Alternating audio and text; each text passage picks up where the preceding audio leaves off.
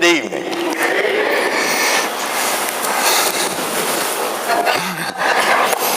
We'll get there in a minute. Thank you, Brett. I realize, and I told Pam this, I'm the only thing between you and cake and ice cream. Not quite the only thing, so. What a wonderful opportunity we're going to have in just a moment to share in a blessed event with a dear, dear friend. You want me to try it now? Really? His story, his son. Should be right there. There it is. One story. 400 years after the writing of Malachi, God is quiet. A lot of individuals have guessed why. A lot of individuals have tried to figure out. There's a 400-year stand between Joseph and the return to Babylon. They've come back to Jerusalem. One writer has put it this way. At the end of the writing, Abraham's descendants had returned to the land, but not to a kingdom. They had rebuilt the temple, but not filled the Holy of Holies. As today's story unfolds, 400 years have passed since Malachi foretold the coming day of the Lord. Palestine is part of the Roman Empire now. The people are still waiting for the Messiah, the one anointed by God to deliver the people. Now we open the New Testament and read from the Gospel of John, of the bigger story of how God reached out to humankind. So turn to John 1, is where we're going to start. We'll look at different locations, and I'm sure in other approaches of looking at how we're going to move from the Old Testament into the New Testament. I'm going to start with John, because it'd be maybe smarter to start with Matthew, because Matthew gives you the genealogy all the way back to Abraham forward. And there's that moment where all of a sudden you're introduced to the genealogy of Jesus via Joseph and Mary. But I want to start in a little different spot. I want to make this transition this way. You see, in this one story, there's an incredible event that occurs. God comes near. I really don't think that even in the most devout Jew's mind that he or she ever conceived that this is the way the Messiah was going to show up. Even with all the Old Testament prophecies, even with all the anticipation. If you'll note, many times in Matthew, Mark, Luke, and John, individuals will ask, is this not Joseph's boy from Nazareth? And so one of the thought, we know the Messiah is going to come out of Bethlehem. And so in the story, we know the whole story, but a lot of the individuals there, they knew of his genealogy, but did not know that they had moved from Egypt to Bethlehem, then to Nazareth. And so you've got this unfolding of the story. I'm going to share two different readings from a book written many years ago by the title, God Came Near. And one of those starts this way. It all happened in a moment, a most remarkable moment. God came near. He came not as a flash of light or as an unapproachable conqueror, but as one whose first cries were heard by a peasant girl and a sleepy carpenter. The hands that held him were not manicured, but calloused and dirty. No silk, no ivory, no hype, no party, no hoopla. God had come near for you and for me. Travel back in time and relive the Christ, the Son of God, as he became man. As he brings to life the most important event in history, when God came near. As you catch a vision of this incredible moment, let it mark a beginning for a new life. Because when you see the truth of his life, it will change yours forever. The passage over in Galatians chapter 4, Mark, John 1, we're going to get there. But in Galatians chapter 4, as Paul will later talk by guidance of the Spirit, beginning in chapter 4 and verse 4, it says, "But when the fullness of time had come, God sent forth his Son, born of a woman, born under the law, to redeem those who were under the law, that we might receive the adoption as sons. And because you are sons, God has sent forth the Spirit of His Son into your hearts, crying out, Abba, Father. Therefore you are no longer a slave, but a son. And if a son, then an heir of God through Christ. You see, at just the right time. What does that mean? A lot of things could be guessed. The vision and the transportation system, the communication system, the road system. There were all sorts of things at this particular time, and there was a greater source of ability of commerce and transportation. And from all the moments that we have in the gospel, that by the Colossian letter, the gospel at that time had been preached to the known world. How's that possible without the internet? Well, I call it the gospel grapevine. And it still exists today. And it's not really accurate, but it's still quick how fast information travels. But you got this wonderful moment in time with the birth of Jesus. In John chapter 1, there's a place that you begin. We're going to look at 4 things about the Son of God tonight. And then the lesson is yours. Number 1, God's Son is God. You go, that's obvious. Well, it wouldn't have been to a lot of individuals. This baby in the manger born in Bethlehem. In John 1, we start off in verse 1 with this thought.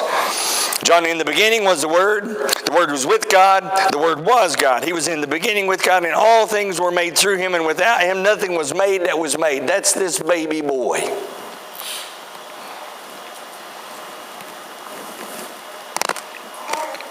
As you've heard it said before, C.S. Lewis was overheard saying one time, if we had figured it out, it wouldn't have been this simple. But there's a power in the way that God decides to introduce His Son to the world. And He does it in a way that is prophetically confirmed through Zechariah, Malachi, Isaiah, and Jeremiah. That He's born of a virgin, that He's from Bethlehem, that He be visited by those who had traveled from far. And when you look at these particular events, this is at just the right time. How do we know about His abilities and things? Because there in the manger in Bethlehem, in the stable, with all the stench of the animals and the inability of His family to provide a warm, welcome, wonderful place for Him, the Creator of the universe entered the world helpless. In Colossians chapter 1, Mark, keep your Bible marked at John 1. We're coming back there. I'm going to do that. Hang on. And flip with me to Colossians chapter 1.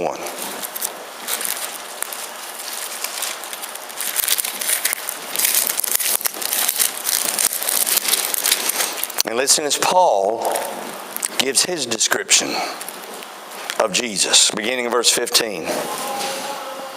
And just try for a moment, because many times as we read letters, I want you to think of each characteristic that Jesus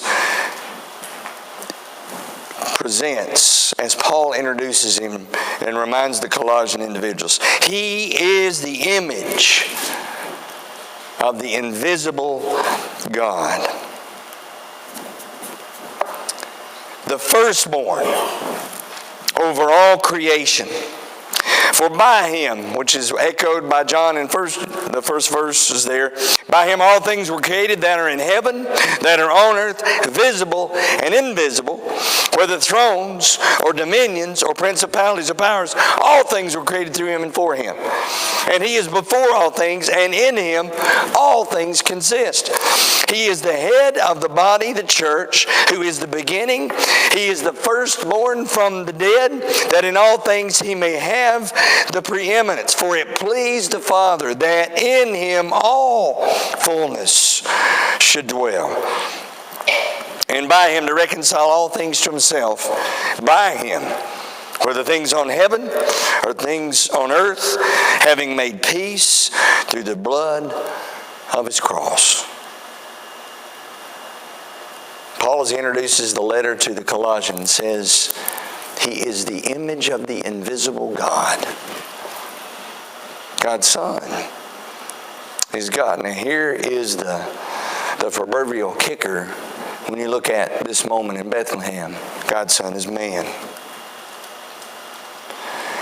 Also in John 1, later in verse 14, that word that he said it was with him in the beginning was God, was with God. Verse 14 it says, and the Word became flesh and dwelt among us. And we beheld his glory, the glory of his only begotten of the Father, full of grace and truth.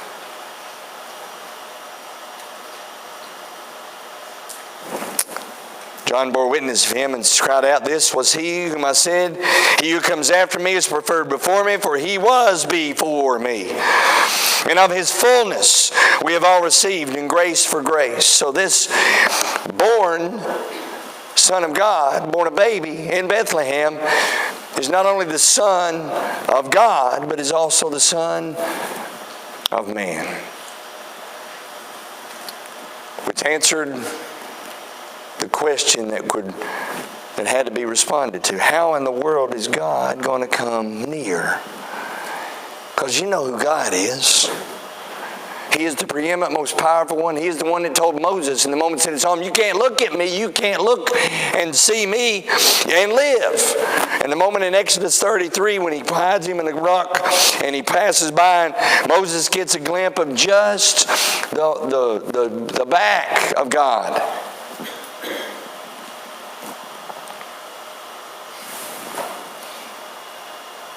The Son of God is God. The Son of God is human. Hebrews chapter 2. The writer there, as he wrote back, I believe, to the Jerusalem church about Jesus and the encouragement that he was. One of the ways he encouraged the Hebrews was to tell them about an individual who had resisted and had also given his very life for them. It begins in chapter 2, verse 14 with this. Inasmuch then, as the children have partaken of flesh and blood, he himself, this is Jesus, likewise shared in the same, that through death he might destroy him who had the power over death, that is the devil, and release those who through fear of death were all their lifetime subject to bondage. For indeed he does not give aid to angels, but he does give aid to the seed of Abraham. Thank you. Therefore in all things he had to be made like his brethren, that he might be a merciful and faithful high priest in things pertaining to God, to make propitiation for the sins of the people. For in that he himself has suffered being tempted, he is able to aid those who are tempted. And that's not only the place he references that. He references it again in chapter 4. We don't have a high priest that can't be touched with the feelings of our infirmities like others, but we have a high priest who was tempted as are we, yet without sin. And so you've got the Son of God is God. You've got the Son who is man. Probably one of the most powerful things about Jesus' entire ministry. And I wondered about how there's going to be one more story from the Gospels. There's no way to go into some of the things I wanted to go in tonight and fully develop. But I just want to show you a glimpse. One of the things that God's Son is, he's gracious. In John, go back, John 1, verse 18.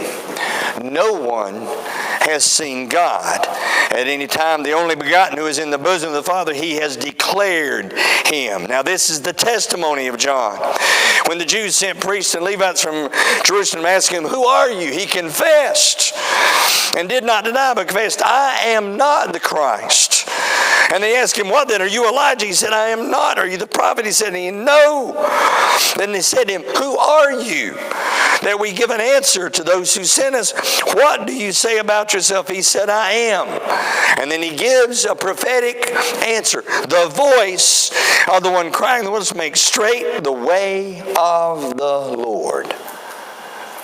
Later in John's own ministry, he will say, he must increase, I must decrease. He says he's full of grace, full of truth. What's that mean? That Jesus had the ability to stand and to represent himself. And on more than one occasion, because we know this by the gospel accounts, there were moments when the words that he said belayed who he was, because individuals at one point, very early in his ministry, tried to stone him because of his statement, I am. Before Abraham was, I am. It was absolute truth. He couldn't help but declare who he was. But very close to that same moment is a moment when he's in a group of individuals who bring at his feet an individual caught in the very act of adultery.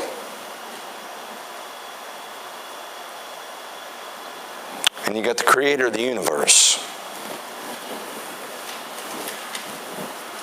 who makes two powerful statements about truth, but it is the introduction of grace.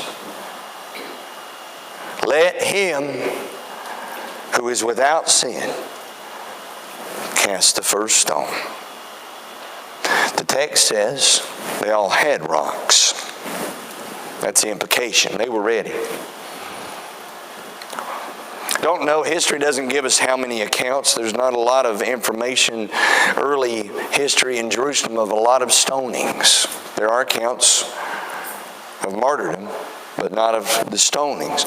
Here was one of those moments, and everybody, whatever, was ready to participate. It had been revealed there was sin involved. The law says death. From the least, we're told, to the oldest to the youngest, they dropped their stones. And the creator of the universe that knew the whole event, knew the sins of all those around, simply made the next statement that was very powerful and set the stage for the remainder of his ministry. Neither do I condemn you. Go and sin no more. That mini sermon by Jesus is one of the most powerful moments that ever shows the power of grace and forgiveness. Romans 8, Paul, I'm not saying he's alluding back to that moment, but there's a statement that he makes in Romans 8 that is the culmination of the ministry of Jesus. The first three verses in Romans chapter 8, which simply says, there is therefore now no condemnation to those who are in Christ Jesus, who do not walk according to the flesh, but according to the Spirit. For the law of the Spirit of life in Christ Jesus has made me free from the law of sin and death. For what the law could not do, in that it was weak through the flesh, God did how? By sending His own Son in the likeness of sinful flesh. On account of sin, He condemned sin in the flesh, that the righteous requirement of the law might be fulfilled in us, who do not walk according to the flesh, but according to the Spirit. The Son is God, the Son is man, the Son is gracious. Jesus said, if you've seen the Father, you've seen me. So 400 years later, God comes near.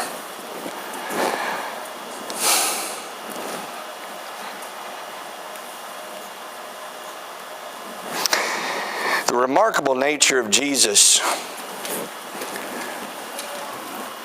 showing up, not just His birth in Bethlehem, His first public reading at the synagogue in Nazareth, as He looks into the eyes of those that knew Him the best and said, I have come to proclaim the acceptable year of the Lord. The blind shall see, the captive shall be set free, the lame will walk. Today this is fulfilled in your hearing. There were so many individuals even that day in Nazareth said, isn't this Joseph's boy? And Jesus' very life proclaimed, I was born of Mary, but my Father is God.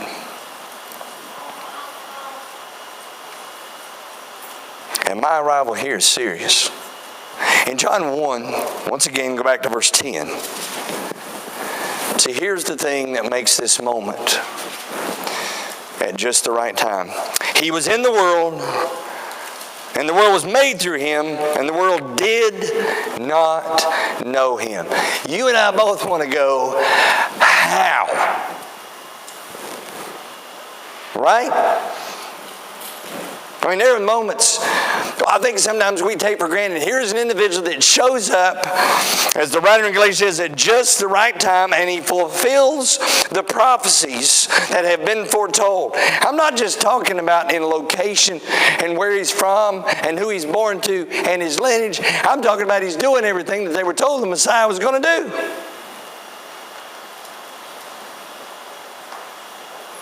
There were some who believed. Connie and I were talking the other day. It's still mind-boggling. If you go to the end of both Matthew and John, there are individuals at his ascension who have followed him for 3 years and see his resurrected body, and they still don't believe.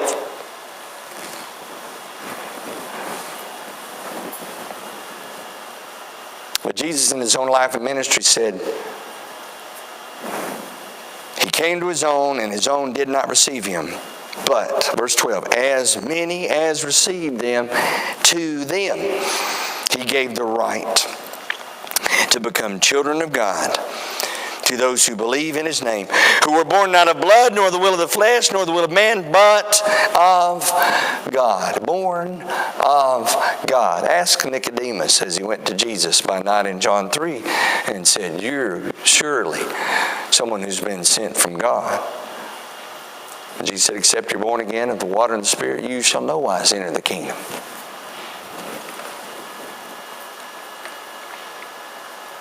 I just want to ask you one more question tonight.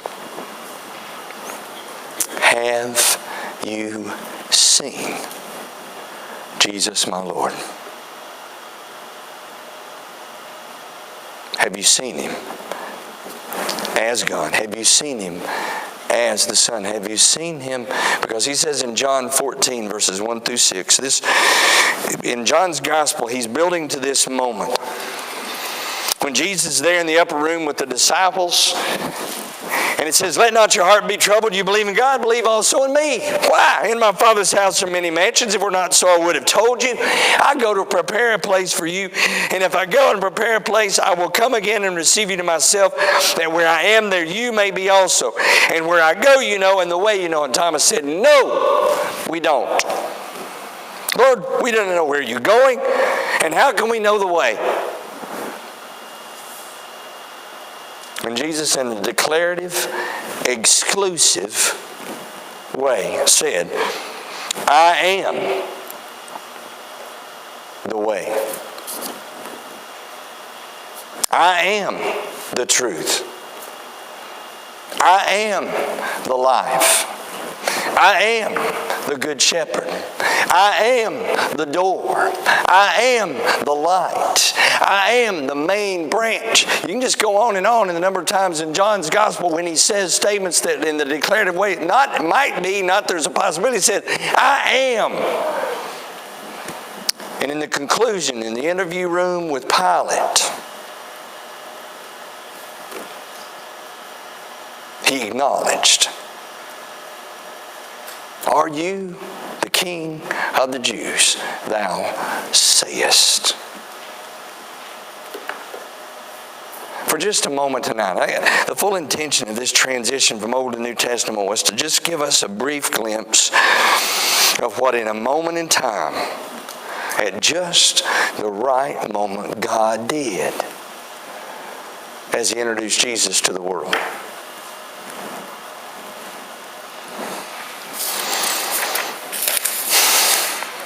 Mark 15. At Jesus' death, there was a centurion at the foot of the cross.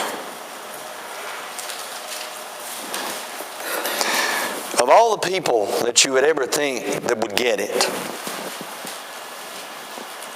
that would be the individual that would say without hesitation what this Roman soldier says, you wouldn't have thought it would have been a Roman soldier. You'd have thought somewhere in the text it would have been Mary, making this declarative statement. That would have been one of the disciples. Then it might have even possibly been one of his brothers who eventually saw the abilities that he had. But no, it's a Roman soldier at the foot of the cross that witnesses only, as far as we know, a limited experience of Jesus. And that is the final 7 things that he says on the cross and his death. He does not, as far as we know, witness any of the miracles of Jesus other than hearing about them. He may have heard a message, maybe. But what we know he saw was the way Jesus died and the things that he said, the compassion.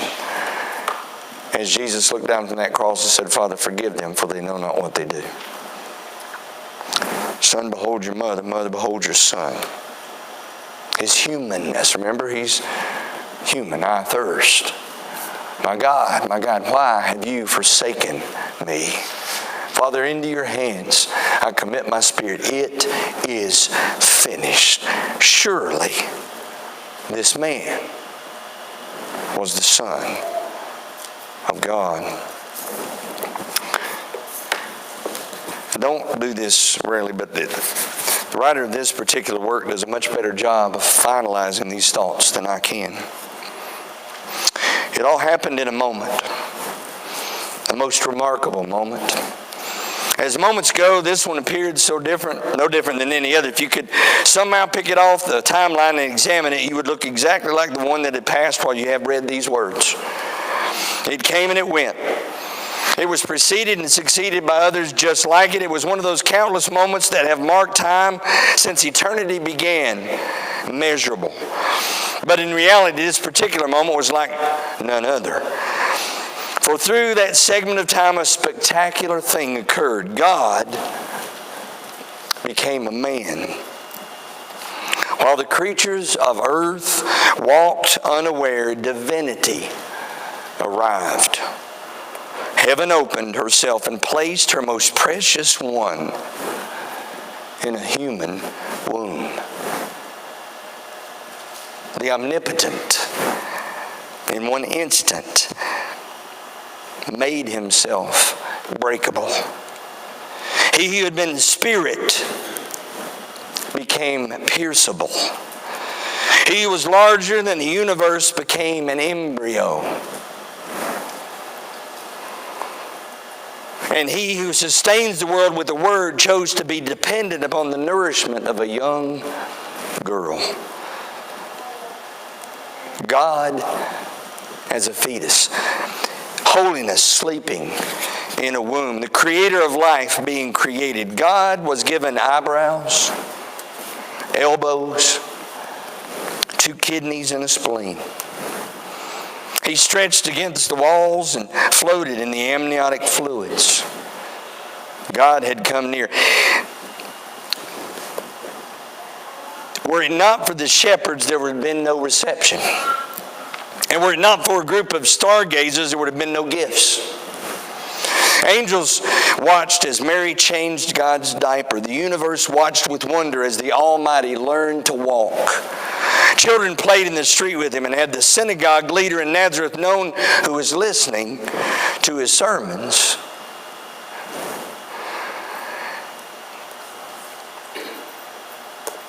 For 30 years, he would feel everything you and I have ever felt. He felt weak. He grew weary. He was afraid of failure. He was susceptible to temptation. He got colds. His feelings got hurt. His feet got tired. His head ached. To think of Jesus as such a light, well, it seems almost irreverent, doesn't it? It's not something we like to do. It's uncomfortable. It's much easier to keep the humanity out of the incarnation. Wipe the sweat out of his eyes. Pretend he never snored or never hit his thumb with a hammer. It's easier to stomach that way. There's something about keeping him divine that keeps him distant, packaged, predictable. But don't do it. For heaven's sake, don't do it. Let him be as human as he intended to be. Let him be the man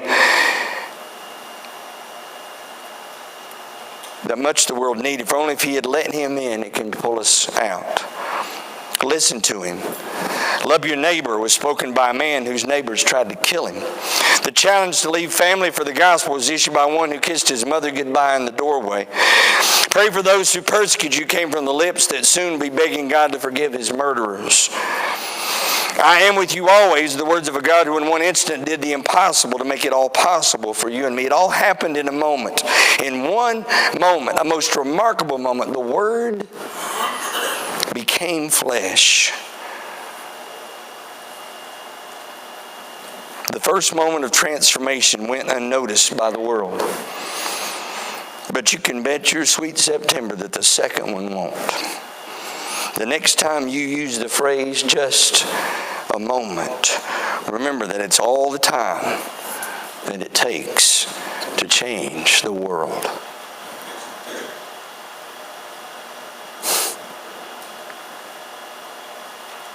I don't know why God waited 400 years. But I know we're told later by inspiration that it was at just the right time. God came here so we could go home.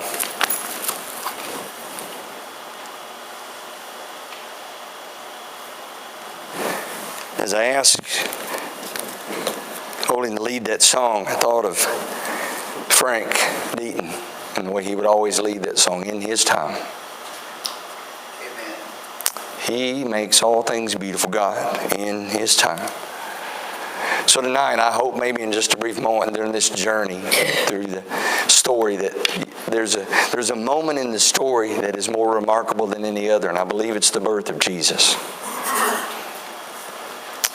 And the way God came near. Do you believe that Jesus Christ is the Son of God? That's the signature question that was asked a couple of times at least in the Gospels. Any way we can help you complete that obedience tonight, we're here for that reason as we sing this song. If there's some other need that you have, would you come as we stand and as we sing?